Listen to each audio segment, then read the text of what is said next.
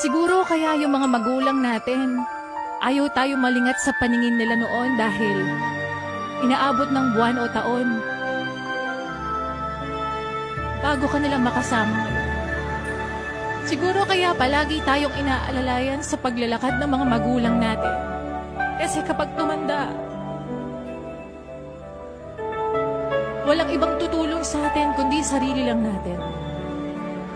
Siguro kaya nung bata tayo, pinapatulog tayo sa hapon kasi kapag tumanda ka na, mamamalimos ka na ng tulog at pahinga.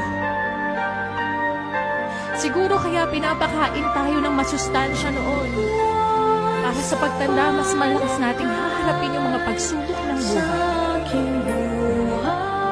Siguro kaya kailangan sabay-sabay kumakain noon